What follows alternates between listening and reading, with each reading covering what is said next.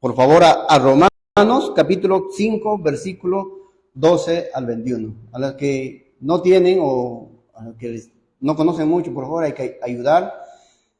Romanos, capítulo 5, está en el Nuevo Testamento. Romanos, capítulo 5, versículo 12 al 21.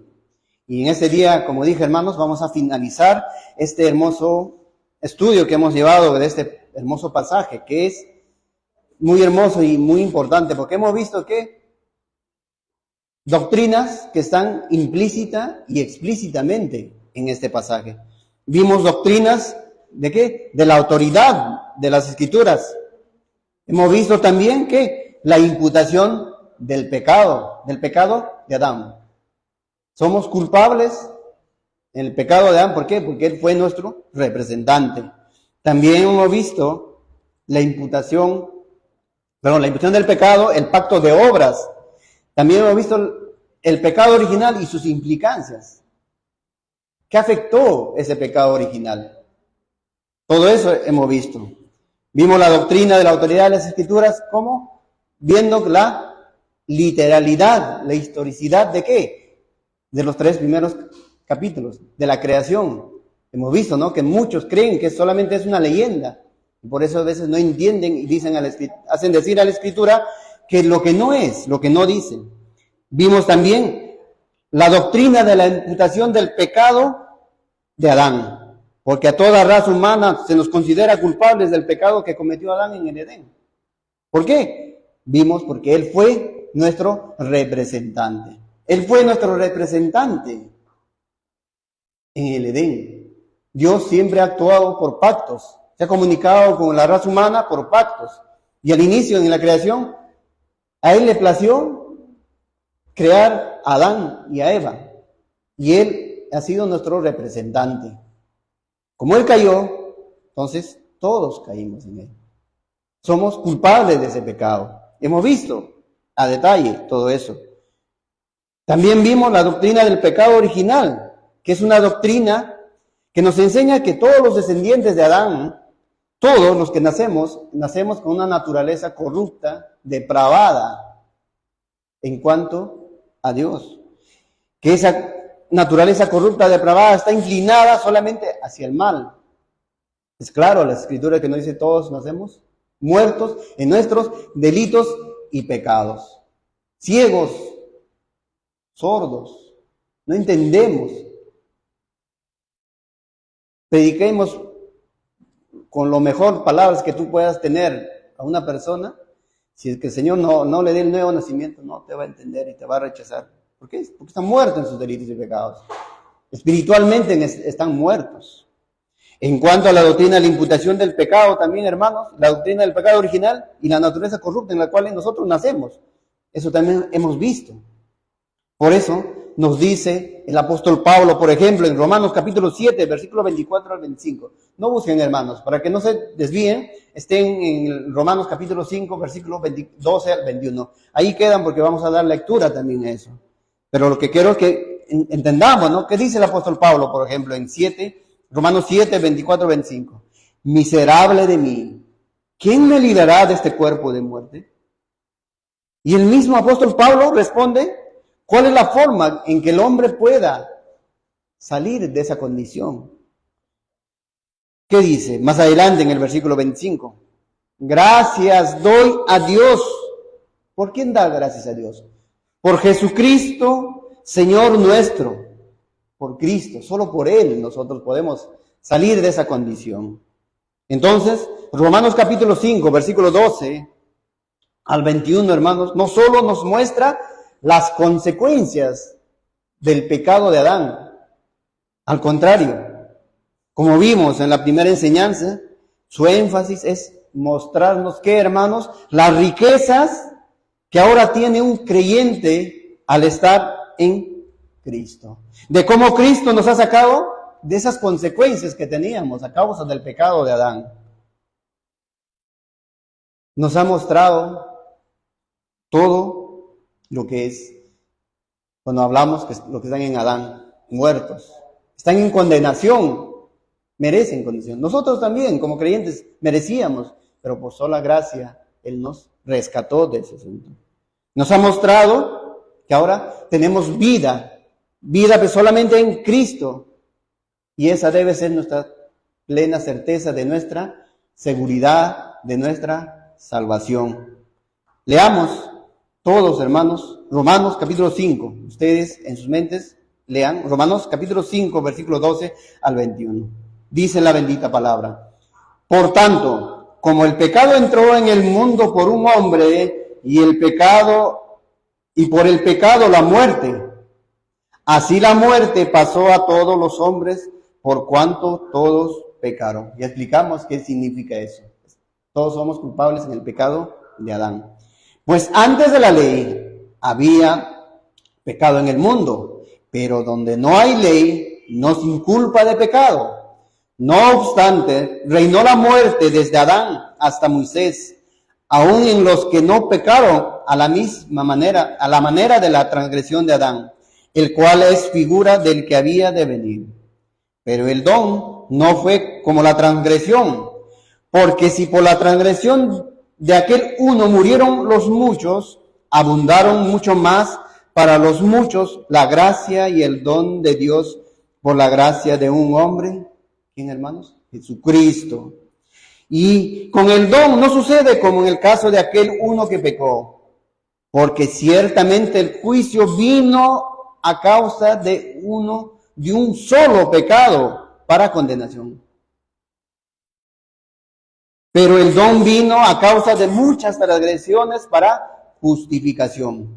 Pues si por la transgresión de uno solo reinó la muerte, mucho más reinará en vida por uno solo, Jesucristo, los que reciben la abundancia de la gracia y el don de la justicia. Así que, como por la transgresión de uno vino la condenación a todos los hombres, esta palabra es importante entender.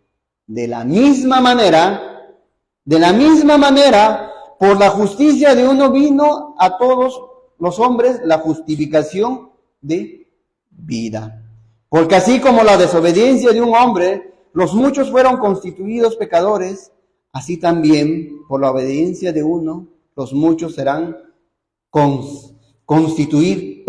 constituidos justos. Pero la ley se introdujo para que el pecado abundase, mas cuando el pecado abundó, sobreabundó la gracia. Para que así como el pecado reinó para muerte, así también la gracia reine por la justicia para vida eterna, mediante Jesucristo, Señor nuestro. El Señor bendiga su palabra. Y en este día, como dije, hermanos, finalizaremos viendo la obra de nuestro Señor Jesucristo. Lo anterior que hemos estudiado, que venga a su memoria, hermanos, para poder entender la obra de nuestro Señor Jesucristo. La obra de nuestro Señor Jesucristo que libra a los suyos, que libra a los que el Padre le dio desde antes de la fundación del mundo, que libra de la condenación en la cual nacemos todos nacemos con esa naturaleza, culpables del pecado de Adán y culpables para ir en condenación eterna, separados de Dios. Entonces, vamos a ver cómo la obra de nuestro Señor Jesucristo en su ministerio terrenal, amados hermanos, nos libra de dicha condición. Para los que estamos unidos a Cristo, así como se nos ha imputado el pecado de Adán, ¿qué pasa con los que están unidos a Cristo? De la misma manera se le imputa las justicias de Cristo. Y todo el resultado. ¿Y cuál es? Vida eterna. Por eso que Dios nos ve justo, somos justos ante sus ojos. No por nuestras propias fuerzas, no por nuestras obras, no por nada bueno que tengamos, solamente es por Cristo. Hemos resaltado en la doctrina, en la imputación de la culpa del pecado, la doctrina también del pecado original, que el versículo 18 nos dice, habla de una expresión que hace un contraste, ¿no? De los que están en Adán y de los que están en Cristo. De los que están en las consecuencias de la obra de Adán y las consecuencias de la obra de Cristo. Y es importante, como lo dije, de la misma manera. Y eso es importante, porque dice el versículo 18, así que, como por la transgresión de uno vino la condenación de los hombres. ¿La traición de quién? De Adán. Vino, dice, la condenación a todos los hombres. De la misma manera, amados hermanos, por la justicia de uno, vino a todos los hombres la justificación de vida. La justicia de uno. ¿De quién se está refiriendo? De Cristo. De Cristo. Adán nos representaba y su pecado fue nuestro pecado. Jesucristo representaba a los suyos y los que han depositado su fe en Él. Él es nuestro representante. Y sus justicias, ¿qué pasa? Nos es imputada a nuestras vidas, a nosotros, hermanos. Ahora la pregunta a desarrollar en este día es, hermanos, ¿en qué consiste dicha obra de nuestro Señor Jesucristo? ¿O en qué consistió dicha obra en favor de aquellos que el Padre le dio antes de la fundación del mundo? El versículo 19 de Romanos 5 que hemos leído responde a esta pregunta, hermanos. Nos muestra en qué consistió la obra de nuestro Señor Jesucristo a favor de los suyos, a favor de sus escogidos, a favor de sus hijos. Vuelvo a leer. Romanos 5, versículo 19. Porque así como por la desobediencia de uno los muchos fueron constituidos pecadores, así también por la obediencia de uno los muchos serán constituidos justos. Así como Adán desobedeció el mandamiento establecido por Dios, y vino, ¿qué? La condenación y muerte a causa de ese pecado. Nuestro Señor, o de la misma manera, Cristo obedeció la ley de Dios, su voluntad, y ¿qué trajo? Perdón y vida eterna. Jesús cumplió la ley a la perfección, la ley de Dios. Y eso es lo que nos indica el apóstol Pablo en Gálatas capítulo 4, versículos 4 y 5. Dice, pero cuando vino el cumplimiento del tiempo, Dios envió a su Hijo, nacido de mujer y nacido bajo la ley, para que redimiese a los que estaban bajo la ley, a fin de que recibiésemos la adopción de hijos. Por Cristo, solamente por Cristo, somos adoptados hijos.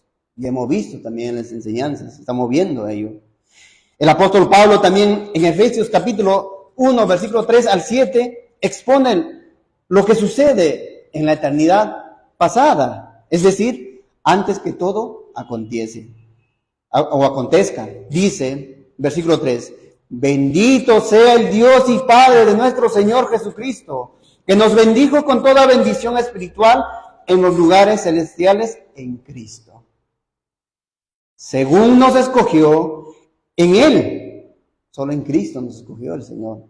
Según nos escogió en Él antes de la fundación del mundo, para que fuésemos santos y sin mancha delante de Él, en amor habiéndonos predestinado para ser adoptados hijos suyos por medio de Jesucristo, según el puro afecto de su voluntad, para alabanza de la gloria de su gracia, con la cual nos hizo aceptos en el amado, en quien tenemos redención por su sangre y perdón de pecados, según las riquezas de su gracia. Solo es en Cristo.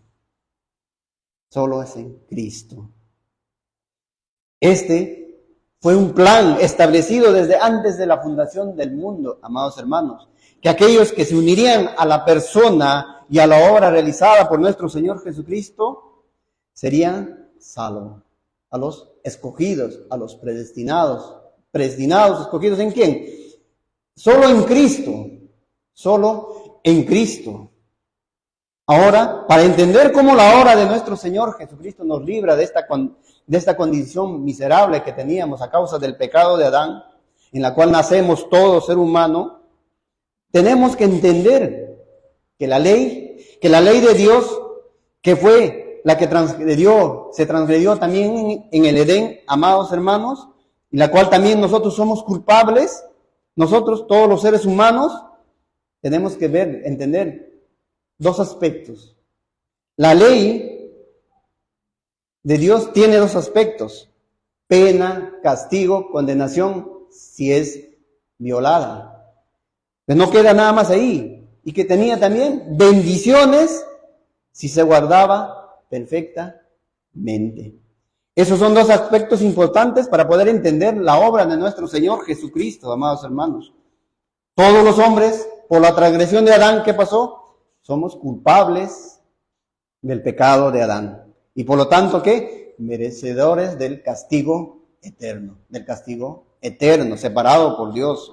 Y nacemos todos en esa condición. Hemos visto, no hay nadie que se salve de ahí. Todos nacemos en esa condición. En Efesios capítulo 2, el apóstol Pablo dice que nosotros somos objetos de la ira de Dios. Todos, están incluidos todos. Y en ese pasaje el apóstol Pablo se está incluyendo. Éramos. Que nuestra condición, que dice no, que éramos hijos de ira. Es decir, que estábamos bajo la ira de Dios. Y debemos entender. ¿Por qué? Porque somos culpables de transgredir y estamos por eso bajos de la ira de Dios, por transgredir la ley de Dios. Entonces, ¿cómo la obra de nuestro Señor Jesucristo nos libra de recibir ese castigo de parte de Dios? Ese castigo eterno de parte de Dios. ¿Cómo es que nos libramos? ¿Cómo es que ahora, por el contrario, nos encontramos en un estado de esperanza? Una seguridad gloriosa de una herencia que vamos a recibir. Salimos de un estado miserable a un estado de esperanza gloriosa, hermanos. En el versículo 19 indica que a través de de la obediencia de nuestro Señor Jesucristo, solo por la obediencia de nuestro Señor Jesucristo, a la bendita ley de Dios. Para poder entender mejor cómo es que la obediencia de nuestro Señor Jesucristo nos libra de todas esas consecuencias del pecado y nos lleva a un estado glorioso, los teólogos lo han dividido en dos partes.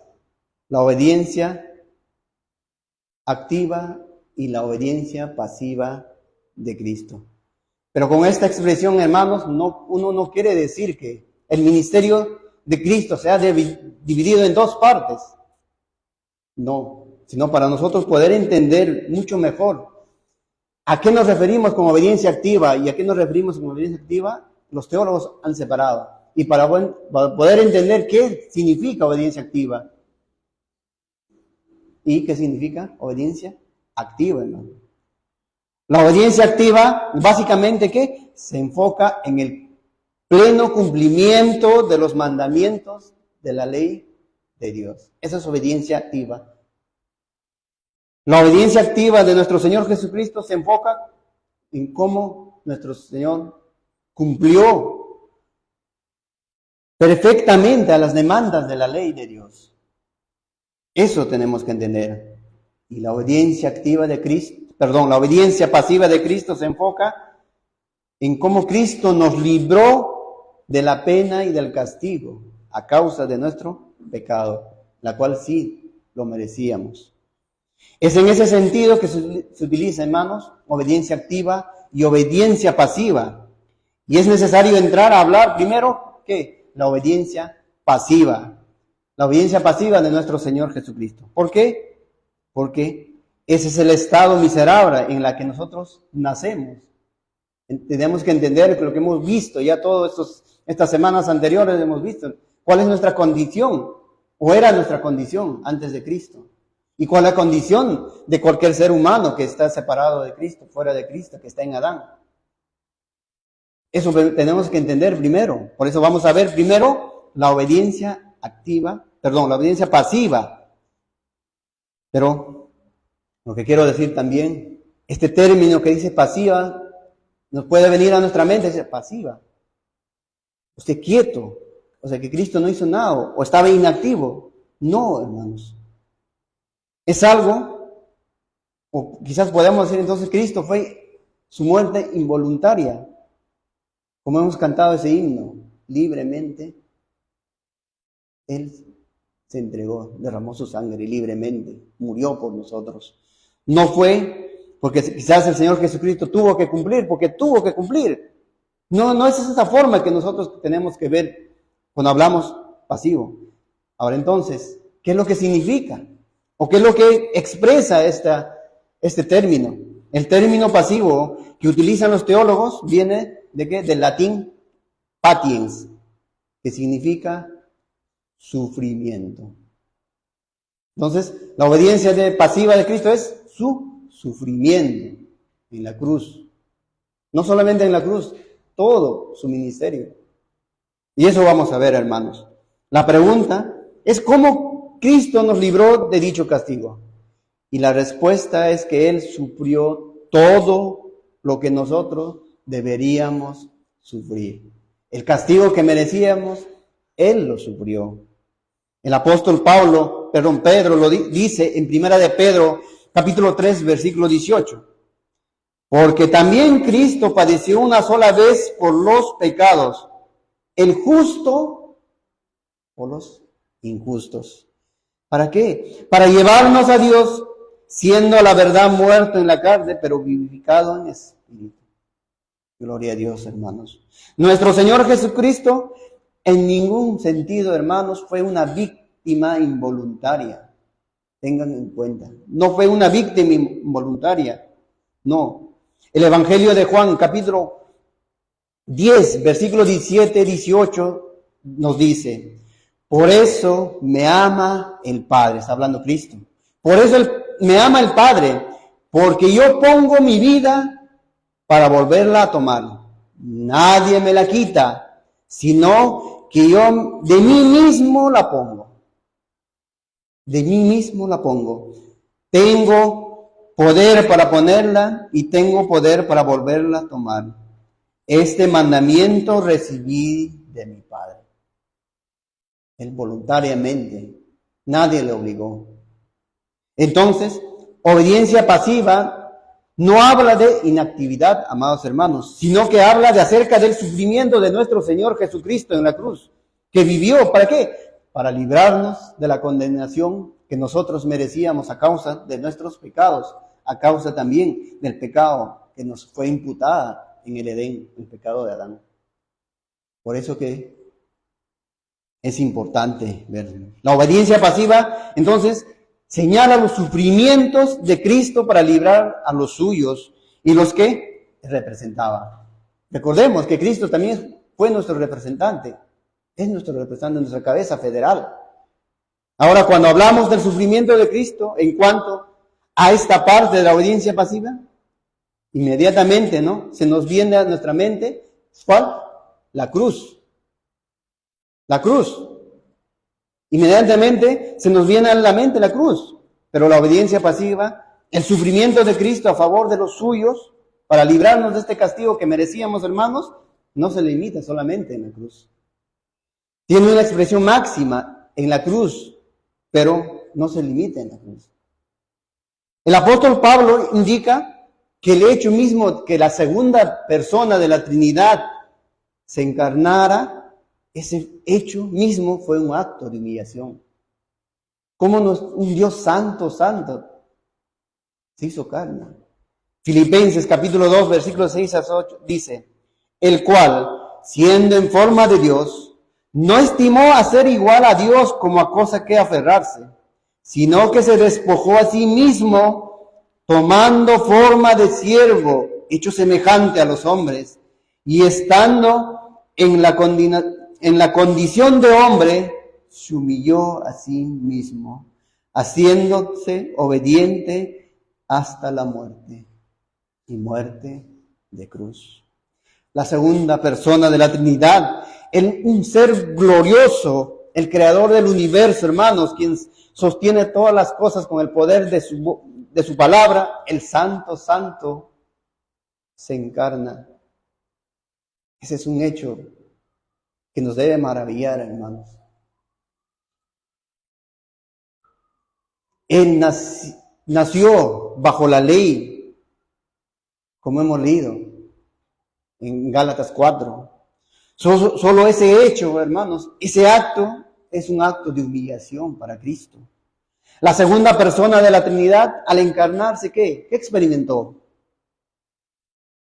Debilidad, hambre, cansancio, desprecio, dolor, humillación.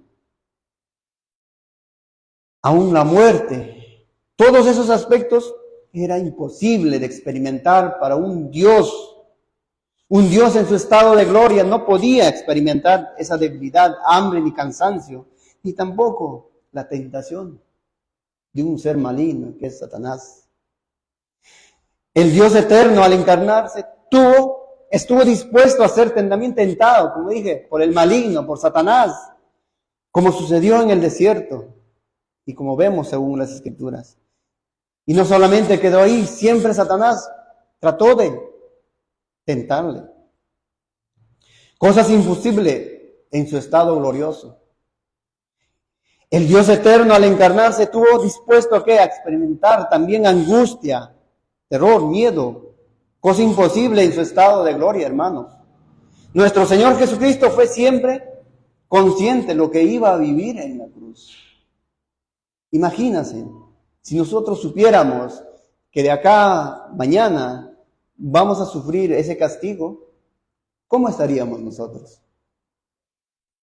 No quisiéramos que llegue ese día, no quisiéramos que llegue esa hora, pero Cristo sabía.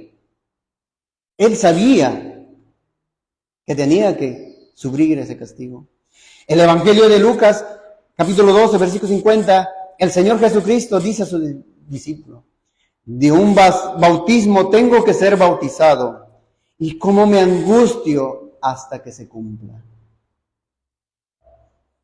En el Getsemaní, antes de enfrentar la cruz, hermanos, expresa también esa potencia de esa angustia. Cuando dice en Lucas 22, 44, y estando en agonía, oraba más intensamente, y era su sudor como grandes gotas de sangre que caían hasta la tierra. Imagínense, hermanos. Ahora, muchas veces pasamos por alto qué era lo que le angustiaba a nuestro Señor Jesucristo con lo que iba a vivir en la cruz. Alguien rápidamente puede expresar quizás el dolor que iba a sufrir en la cruz. Sí, se angustiaba, pero iba más allá, hermanos. Sin lugar a dudas, la crucifixión era algo atroz, algo humillante. Los romanos utilizaban para dar ejemplo cuando castigaban a los malhechores. Dar ejemplo. Eran colgados en una cruz, eran flagelados. Calambres y dolores terribles a cada uno en sus coyunturas sentían. Una muerte lenta. La muerte de cruz era lenta. ¿Qué pasaba? Los romanos colgaban desnudos en una cruz y lo ponía afuera. ¿Para qué? Para que sea de ejemplo. Y eso es lo que sufrió nuestro Señor. Era algo humillante, era algo dolorosa la cruz, hermanos. Por eso es que cuando nos centramos en la angustia de nuestro Señor Jesucristo, la angustia en cuanto a lo que Él viviría en la cruz, podemos verlo quizás en tres aspectos. Porque la segunda persona de la Trinidad, el Santo Santo, iba a vivir en la cruz. El primer aspecto, que el Señor Jesucristo vivió en la cruz, es que Él cargaba nuestros pecados.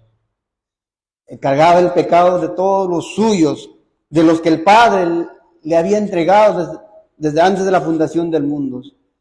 Les fueron imputadas nuestros pecados, hermanos.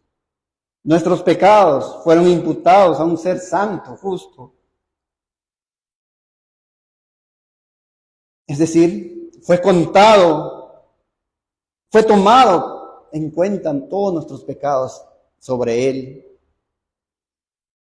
como si fuera que Él hubiera cometido, hermanos.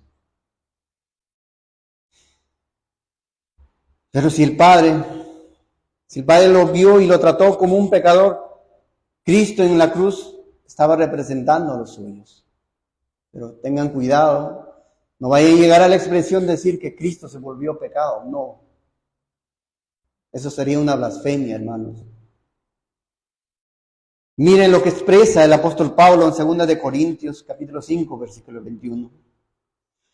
Al que no conoció pecado, dice que por nosotros lo hizo pecado para que nosotros fuésemos hechos justicia de Dios en él. En la Nueva Versión Internacional es más literal, dice: al que no cometió pecado alguno, por nosotros Dios lo trató como pecador, para que en él recibiéramos la justicia de Dios. Nosotros no podemos llegar a entender esa dimensión, lo que significaba para un ser santo, santo, santo como nuestro Dios encarnado, hermanos, fuese señalado, fuese visto como un pecador. Nosotros no podemos entender esa profundidad, la dimensión, hermanos. Nosotros somos pecadores. A nosotros nos pueden decir que somos pecadores. Quizás nos podemos ofender, sí. Quizás nos podemos ofender, sí. Pero recibímoslo porque somos pecadores. Pero nuestro Señor Jesucristo, un ser santo, santo, santo, para Él era abominable para su ser. Dios no tiene nada que ver con el pecado, pero imagínense cuál es la situación, hermanos. Entonces, ser imputado los pecados, ser visto como un pecador, era algo abominable para Dios, para la segunda persona de la Trinidad. El apóstol Pablo en Gálatas capítulo 3, versículo 13 dice: Cristo nos redimió de la maldición de la ley, hecho por nosotros maldición. Porque escrito está: maldito todo que es colgado en un madero. Por nosotros fue hecho maldito. Por nosotros, hermano. El segundo aspecto que podemos ver en la cruz es algo que nosotros podamos estudiar quizás durante toda nuestra vida, día a día, pero no lo vamos a poder entender también en la profundidad. Mateo capítulo 27, versículo 46 dice: cerca la hora novena, Jesús clamó a gran voz diciendo: Elí, Elí, lama sabactani. Esto es: Dios mío, ¿por qué me has desamparado? ¿Podremos comprender, hermanos? Un ser santo expresa esas palabras. En este pasaje, las palabras del Señor expresándose y siendo consistentes con las Escrituras, hermanos, no es que hubo un abandono real del Padre hacia el Hijo, sino que fue ese sentimiento de que sentía nuestro Señor Jesucristo, un sentimiento del abandono que sintió en ese momento, al caer toda la ira de Dios a causa de nuestros pecados, a esa pérdida de consuelo divino que sintió a causa de nuestros pecados. Eso fue algo atroz para Él, y por eso se agonizaba en nuestro Señor Jesucristo en cuanto a lo que Él viviría en la cruz, hermanos. Y alguien dijo sabiamente: para poder entender la profundidad de lo que soportó Cristo en la cruz, deberíamos pasar nosotros toda la eternidad en el infierno. Quizás ni así entenderíamos lo que sufrió Cristo en la cruz, hermanos. Cristo tomó la ira del Padre. Y este es el tercer aspecto. La ira de Dios fue sobre Él. El Padre derramó su ira sobre Él en la cruz, amados hermanos. La ira de era nuestro destino era la ira de Dios. Jesucristo la tomó por nosotros. Jesucristo la tomó en su muerte vicaria, hermanos. En su muerte sustitutoria por nosotros. Él pagó nuestra pena que nosotros deberíamos haber pagado por haber quebrantado la ley. Antes de morir, nuestro Señor Jesucristo dijo: Juan capítulo 19, versículo 30. Cuando Jesús hubo tomado el vinagre, dijo: consumado es, pagado es, todo lo pagó. Y habiendo inclinado la cabeza, entregó el Espíritu. No hay nada más que hacer, hermanos. Todo lo que había que hacer en cuanto a la salvación, lo que el Padre le dio, en cuanto a de aquellos, lo que el Padre le dio antes de la fundación del mundo, ya había sido hecho. Cristo lo cumplió. No hay nada que falte para salvar a los suyos, y podemos ver que la ira del Padre fue derramada en Cristo. Y esa ira fue satisfecha por Cristo, amados hermanos. Fue satisfecha.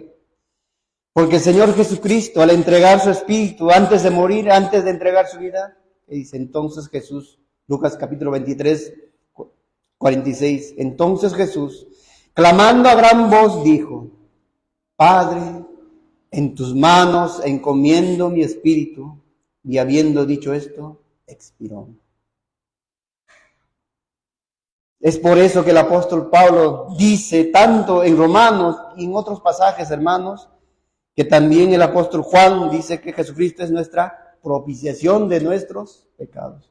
Por eso tenemos que entender todo lo que hizo Cristo a favor de nosotros, hermanos. Propiciar, ya sabemos qué es: aplacar, apaciguar la ira de Dios. Romanos capítulo 3, versículo 25 dice: a quien Dios puso como propiciación por medio de la fe en su sangre, para manifestar su justicia, a causa de haber pasado por alto en su paciencia los pecados pasados. Primera de Juan capítulo 4, versículo 10. Y en esto consiste el amor, no en que nosotros hayamos amado a Dios, sino que Él nos amó a nosotros y envió a su Hijo en propiciación de nuestros pecados. Gloria a Dios. La palabra propiciación es muy importante, porque la palabra significa, como dije, apaciguar, calmar la ira de Dios y volver favorable todo sobre nosotros. Jesucristo en la cruz recibió la ira que cada uno de nosotros merecíamos, amados hermanos, que cada creyente, cada hijo suyo merecía.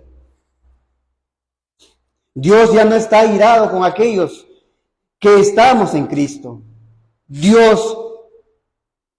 Cristo nos reconcilió con el Padre. Romanos 5, capítulo 10 dice: porque si siendo enemigos, dice que fuimos reconciliados con Dios por la muerte ¿de quién? De Cristo, su Hijo. Mucho más, estando reconciliados, seremos, dice, salvos por su vida. Segunda de Corintios, capítulo 5, versículo 19, dice que Dios estaba en Cristo reconciliando consigo al mundo, no tomándoles en cuenta a los hombres sus pecados, y nos encargó a nosotros la palabra de la reconciliación, ¿ya? El Evangelio. Entonces, hermanos, el creyente cuando se enfrenta a la agonía de la muerte, debe estar confiado, hermanos. Debe estar confiado, no debe tener ningún temor. ¿Qué dijo el apóstol Pablo en Romanos capítulo 8, versículo 1? Ahora pues, ninguna condenación hay para los que están en Cristo Jesús, los que no andan conforme a la carne, sino conforme al Espíritu. Este pasaje no tenemos que leer solamente hasta la mitad, tenemos que leerlo completo, porque leer hasta la mitad se puede llegar al extremo de decir que, bueno, soy salvo, vivo mi vida como yo quiero. Pero si lo leemos completo, ¿qué nos dice? Que nosotros debemos vivir conforme al Espíritu. Porque no hay condenación, porque Cristo pagó tu culpa, mi culpa en la cruz. Cristo sufrió por mí, sufrió por ti. Él sufrió, hermanos. No hay mejor expresión de lo que pasó Cristo en la cruz, y todos lo conocemos. Isaías capítulo 53, versículo 2 en adelante. Subirá cual renuevo delante de él, y como raíz de tierra seca, no hay parecer en él, ni hermosura. Le veremos más sin atractivo, para que le deseemos. Está hablando de Cristo. Despreciado y desechado entre los hombres, varón de dolores, experimentado en quebranto, y como que escondimos de él el rostro, fue menospreciado y no lo estimamos. Ciertamente llevó él nuestras enfermedades y sufrió nuestros dolores, y nosotros le tuvimos por azotado, por herido de Dios y abatido, mas el herido fue por nuestras rebeliones, molido por nuestros pecados, el castigo de nuestra paz fue sobre él, y por su llaga fuimos nosotros curados. Todos nosotros nos descarriamos como ovejas, cada cual se apartó de su camino, mas Jehová cargó en él el pecado de todos nosotros. Angustiado él y afligido, no abrió su boca, como cordero fue llevado al matadero, y como oveja delante de sus trasquiladores, enmudeció y no abrió su boca. Por cárcel y por juicio fue quitado, y su generación, ¿quién la contará? Porque fue cortado de la tierra de los vivientes, y por la rebelión de mi pueblo fue herido. Y se dispuso con los impíos su sepultura, mas con los ricos, pues, en su muerte. Aunque nunca hizo maldad, ni hubo engaño en su boca, con todo eso Jehová quiso quebrantarlo, sujetándole a padecimiento cuando haya puesto su vida en expiación por el pecado, verá linaje, vivirá por largos días, y la voluntad de Jehová será en su mano prosperada. Verá el fruto de la aflicción de su alma, y quedará satisfecho por su conocimiento. Justificará mi siervo justo a muchos, y llevará las iniquidades de ellos. Por tanto, yo le daré parte con los grandes, y con los fuertes repartirá despojos, por cuanto derramó su vida hasta la muerte. Y fue contado con los pecadores, habiendo él llevado el pecado de muchos y orado por los transgresores. 600 años antes de lo que iba a suceder. Es una expresión literal de la obra de nuestro Señor Jesucristo, de la obra pasiva de nuestro Señor Jesucristo. Cuando él recibió la ira de Dios en la cruz, cuando murió en la cruz a favor de nosotros. Por eso es claro, ¿no? De la misma manera, como en Adán todos somos culpables y por el pecado llegó la muerte, llegó la pena, la condenación, de la misma manera, por Cristo, por su obra, que nosotros somos justificados. Nosotros ahora somos libres de esa condenación. Gálatas capítulo 2, versículo 20 dice, con Cristo estoy juntamente crucificado, y ya no vivo yo, mas vive Cristo en mí. Todo lo que hasta el momento hemos visto, hermanos, cuanto a la obediencia pasiva de nuestro Señor Jesucristo, que nos libra de nuestra condenación eterna, solamente los que están unidos a Cristo están libres de esa condenación. Recuerden, tengan en cuenta eso. El que está fuera de Cristo, que todavía está en Adán, ya saben cuál es la condición. Es una condición miserable, porque están muertos en sus delitos y pecados y merecen condenación. Entonces, si la muerte de nuestro Señor Jesucristo, quizás podemos decir que se limitó solamente de librarnos de esa condenación eterna, entonces significa que el hombre tiene que hacer algo para ser justificado. ¿Será eso que nuestros méritos que nos va a salvar? ¿Tenemos que cumplir la ley a la perfección para que Dios nos justifique, nos vea justos? ¿Será eso? Si solo significa eso la obediencia de Cristo solo se limita a la obediencia pasiva, entonces significa que nosotros ahora tenemos que hacer algo, tenemos que hacer obras, pero sabemos que no, hermanos. Y gloria a Dios por ellos. Sabemos nuestra condición. El apóstol Pablo dice en Romanos 5, versículo 18, así que como la transgresión de uno, o sea, Adán, vino la condenación a todos los hombres, esto es importante por eso digo, de la misma manera, por la justicia de uno, vino a todos los hombres justificación de vida. Es decir, la aprobación de Dios que nos da vida. Una declaración de que somos justos ante sus ojos y tenemos el derecho, y que tenemos el derecho de entrar a su gloria. La obra de nuestro Señor Jesucristo no nos deja solamente en ese estado de que ya no somos condenados.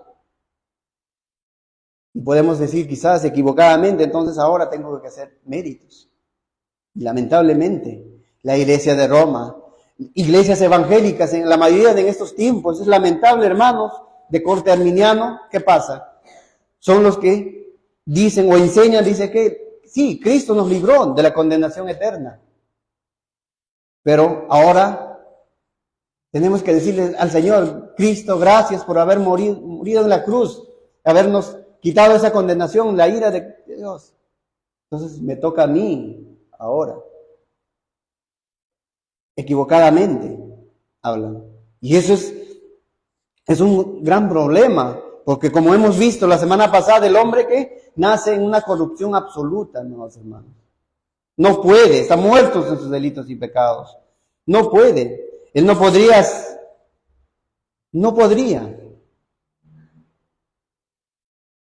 Si la obra de nuestro Señor Jesucristo fuera incompleta, Él no podría haber dicho en la cruz, consumado es, pagado. Todo lo pagó, como hemos cantado el himno.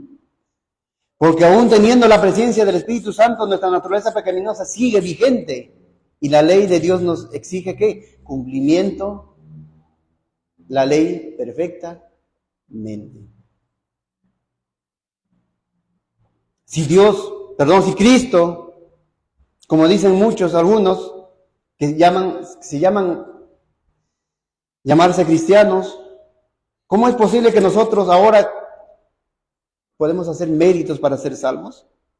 Si tenemos una condición corrupta, si somos depravados, ¿cómo podríamos? No podríamos. ¿Cómo es posible que pasemos de un estado de muerte a un estado de gloria? Es que se nos imputa, nos coloca las justicias de Cristo. No es por nuestras propias justicias, sino por la justicia de Cristo. Y ahí va la obediencia activa de Cristo. La obediencia activa de Cristo, que Él cumplió o vivió una vida perfecta, sin pecado. Cumplió toda la ley de Dios, hermanos. Él cumplió. Y eso es lo que se hace referencia cuando los teólogos hablan de la obediencia activa de Cristo, hermanos. La vida perfecta de nuestro Señor Jesucristo, que tuvo como resultado la justicia de vida para los suyos. Gálatas capítulo 4, versículo 4 al 7 dice, pero cuando vino el cumplimiento del tiempo, Dios envió a su Hijo, nacido de mujer y nacido bajo la ley, para que redimiese a los que estaban bajo la ley, a fin de que recibiésemos, dice, la adopción de hijos. Y por cuanto sois hijos, Dios envió a nuestros corazones el Espíritu de Dios, el Espíritu de su Hijo, el cual clama, Abba, Padre. Así que ya no eres esclavo, sino hijo, y si hijo también heredero de Dios por medio de Cristo.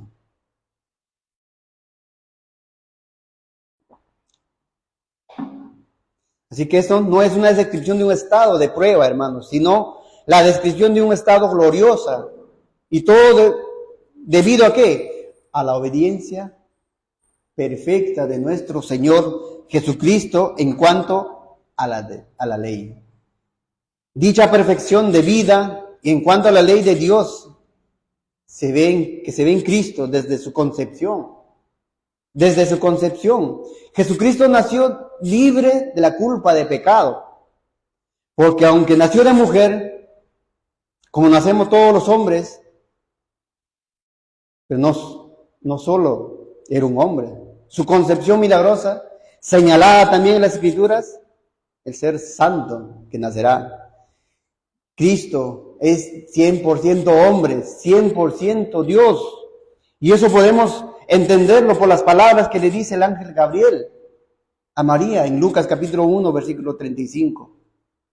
Dice, respondiendo el ángel le dijo, el Espíritu Santo vendrá sobre ti, y el poder del Altísimo te cubrirá con su sombra, por lo cual también el santo ser que nacerá será llamado Hijo de Dios. El santo ser.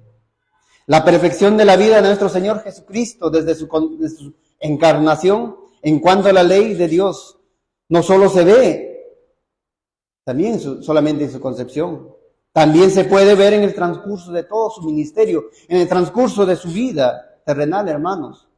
Y por cuestiones de tiempo, solamente vamos a ver algunos.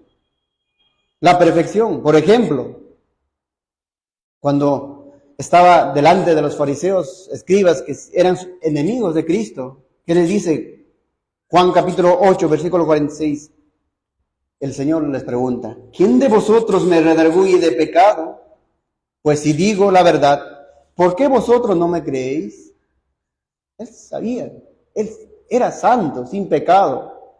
Jesús estaba frente a estos hombres que lo aborrecían, hermanos, a los cuales el Señor les había dicho de que eran hijos del diablo. Directo les dijo el Señor.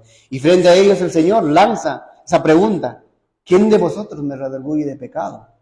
Y nadie podía redarguir del pecado. Solamente alzaban falsos testimonios. Trataban de tentarle para que caiga. Pero el Señor nunca cayó. Aún la ley humana se encontraba, no encontraba falla en nuestro Señor Jesucristo. La perfección de la vida de nuestro Señor Jesucristo podemos también verla en el señalamiento de las epístolas, hacen lo que hacen de Cristo. En Hebreos capítulo 4, versículo 15 dice, porque no tenemos un sumo sacerdote que no pueda compadecerse de nuestras debilidades, sino uno que fue tentado en todo según nuestra semejanza. No queda ahí ese pasaje. Al final dice, pero sin pecado. Hebreos 7:26, porque tal sumo sacerdote nos convenía, santo, inocente, sin mancha, apartado de los pecadores y hecho más sublime de los cielos.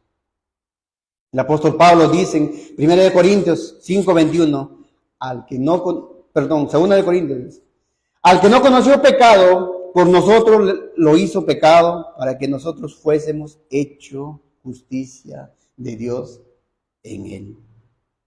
Pedro, en 1 Pedro 2:22 dice, el cual no hizo pecado, ni se halló engaño en su boca, hablando de Cristo. Las Escrituras es claro que nos revelan la vida perfecta de nuestro Señor Jesucristo. Pecado, ¿qué es? Transgredir la ley de Dios. En Jesucristo nunca se vio que transgredió la ley, hermanos. Es más, podemos ver esa perfección en la vida de Cristo también, que Él expresaba, la cual era el objetivo de su vida. Él decía, ¿para qué había venido? ¿Para qué se había encarnado? Que para Él era algo vital. Él dice, por ejemplo, en Juan, capítulo 4, versículo 34, después que habla con la mujer samaritana, ¿saben el contexto en el cual estaba ocurriendo todo esto? Sus discípulos habían ido a comprar pan, o buscar comida, y le dice, Señor, come. ¿Pero qué dice el Señor? Jesús les dijo, mi comida es que haga, dice, la voluntad del que me envió, y que acabe su obra. Entonces, ¿qué tenía que ser? Obediente, obedecer lo que el Padre le había enviado. El Señor Jesucristo también en Juan 6:38 dice, porque he descendido del cielo, no para hacer mi voluntad, sino la voluntad del que me envió. Eso es una vida perfecta, hermanos. Es una vida con el objetivo de que tenía que cumplir, que debía que cumplir lo que el Padre le había encomendado. Vivir para la gloria de Dios. Y si nosotros queremos ser imitadores de Cristo, como nos dice el apóstol Pablo, sed imitadores de mí como yo de Cristo. Y si nosotros queremos ser como Cristo, ¿qué debemos ser? Obedientes al Padre, obedientes a sus mandamientos. Si Cristo fue obediente, ¿por qué no nosotros? Al final de su ministerio, cuando oraban, el Padre también dice, Juan 17:4, yo te he glorificado en la tierra, he acabado la obra que me diste que hicieses. Él cumplió todo el mandamiento de Dios, hermanos. Es una expresión gloriosa de una vida perfecta. Jesús vivió perfectamente, hermanos. La pregunta que podemos hacer, ¿por qué Jesús vivió perfectamente?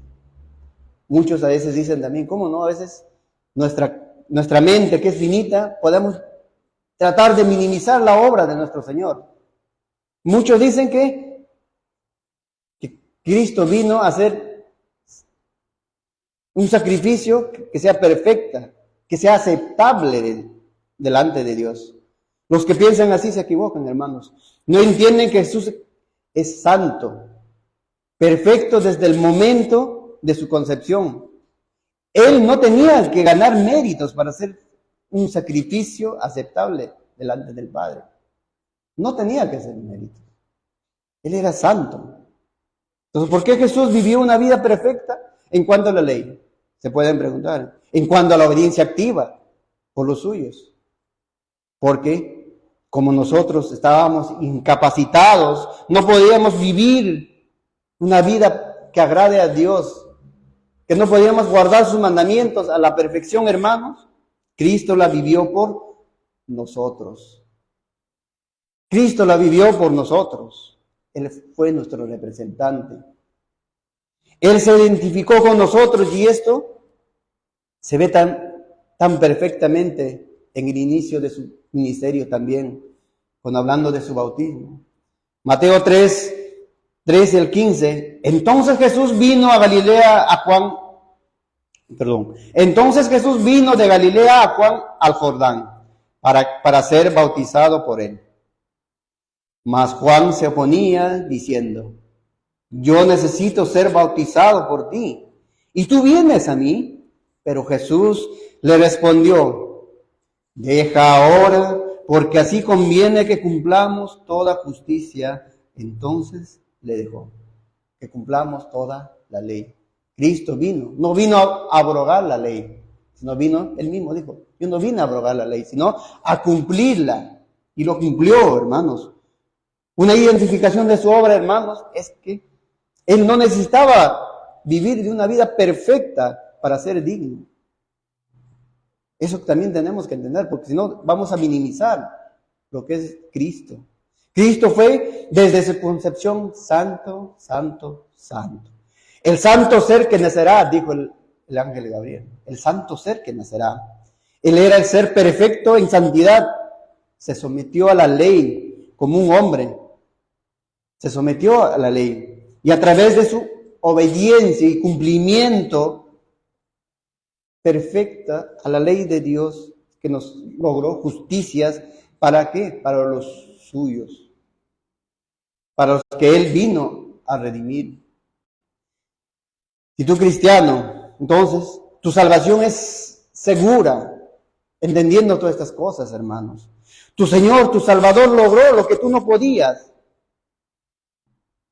Tu Salvador pagó el castigo que tú deberías haber recibido en la cruz a causa del pecado, a causa de tu pecado.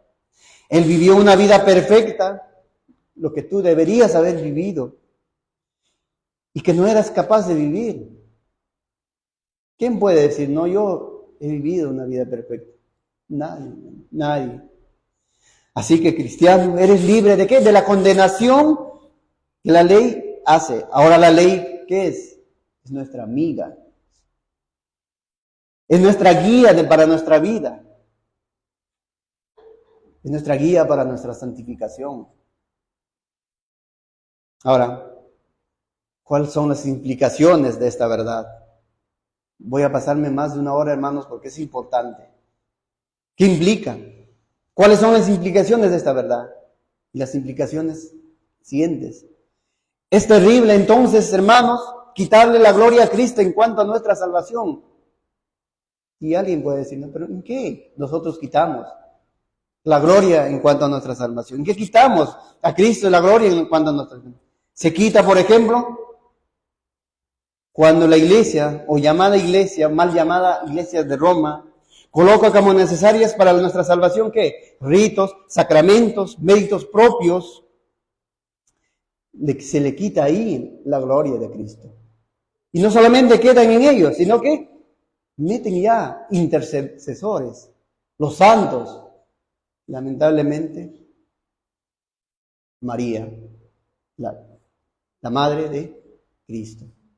Lamentablemente mal llamada para ellos, la madre de Dios. No es la madre de Dios, es la madre de Cristo. Cristo, hombre. Es una pena escuchar ello, hermanos. Es un dolor en el corazón, porque minimizan la obra de nuestro Señor Jesucristo. Se le quita cuando también la iglesia de Roma, iglesias cristianas evangélicas, dicen que la obra de Cristo es incompleta. Eso es lo que hablan. Las malas iglesias. Ahí se quita la gloria a Cristo, porque ellos creen que todavía para tener la seguridad, nosotros tenemos que cumplir la ley para mantenernos salvos. Otros ya llegan a decir que no, para ser salvos tenemos que hacer obras. Pero sabemos a la luz de las Escrituras, hasta la fe, el arrepentimiento, que es don de Dios.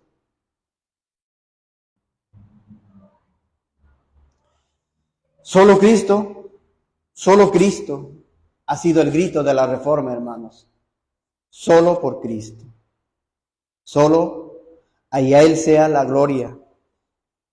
Ninguna gloria es para el hombre, hermanos. Ninguna. Esta ha sido la fe de la iglesia reformada desde muchos años atrás, siglos atrás, desde el inicio de la iglesia. Siempre ha sido solo por Cristo. Y podemos ver por documentos. Por ejemplo, uno de ellos, el Catecismo de Heidelberg, escrito en el 1563, en la pregunta 60, dice: ¿cómo eres justo ante Dios? Hace la pregunta el Catecismo. Y también ahí mismo da la respuesta. Y la respuesta es: por la sola verdadera fe en Jesucristo, de tal suerte que, aunque mi conciencia me acuse de haber pecado gravemente contra todos los mandamientos de Dios, no habiendo guardado jamás ninguno de ellos, y estando siempre inclinado a todo mal, sin merecimiento alguno mío, solo por su gracia, Dios me imputa y da la perfecta satisfacción, justicia y santidad de Cristo, como si no hubiera yo tenido, ni cometido ningún pecado, antes bien, como si yo mismo hubiese cumplido aquella obediencia de Cristo, que Cristo cumplió por mí, con tal que yo abrace estas gracias y beneficios con verdadero fe. Esta declaración es que por Cristo. Solo en la pregunta 61 dice: ¿por qué afirma ser justo solo por la fe? Respuesta: no porque agrade a Dios por la dignidad de mi fe, sino porque solo la satisfacción, justicia y santidad de Cristo son mi propia justicia delante de Dios, y que yo no puedo cumplir de otro modo que por la fe. Solo Cristo, por la fe en Cristo. Nuestra confesión también, hermanos, habla en el capítulo 8, en el párrafo que ya hemos estudiado. En el capítulo 8 dice: el Señor, en el párrafo 4, el Señor Jesús asumió de muy buena voluntad este oficio, hablando de los oficios. Y para desempeñarlo, nació bajo la ley, la cumplió perfectamente y sufrió el castigo que nos correspondía a nosotros, el cual deberíamos haber llevado y sufrido, siendo hecho pecado y maldición por nosotros, soportando las más terribles aflicciones en su alma y los más dolorosos sufrimientos en su cuerpo. Fue crucificado y murió y permaneció en el estado de los muertos, aunque sin ver corrupción. Al tercer día resucitó de entre los muertos con el mismo cuerpo en que sufrió, con el cual también ascendió al cielo y allí está sentado a la diestra de su Padre intercediendo, y regresará para juzgar a los hombres y a los ángeles al final del mundo.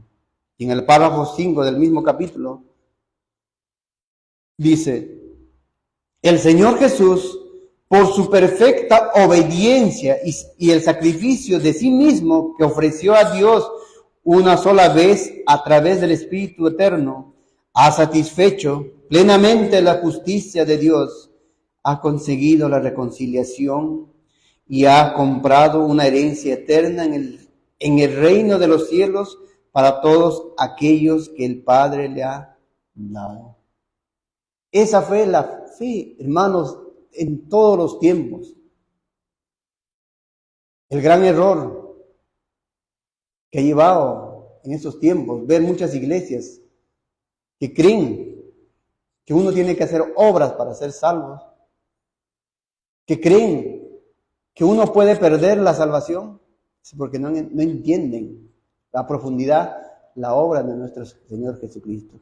Y al sentir y al pensar en ello, hermanos, minimizamos esa obra. Por eso es importante que entendamos todo esto.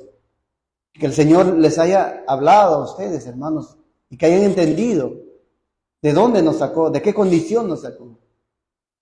¿Merecíamos? No. Fue por pura gracia, hermanos. Pero nuestra seguridad, nuestra salvación es plenamente segura. Debemos estar seguros.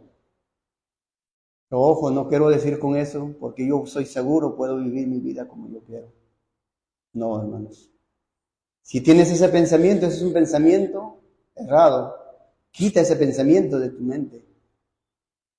Y hemos visto que debemos ser obedientes. Cristo fue obediente y nosotros tenemos ese mandamiento de ser obedientes también, hermanos. Esa es la confianza entonces que debemos tener de la seguridad de nuestra salvación. Y para terminar, hermanos, voy a leer este último pasaje que dijo Pablo.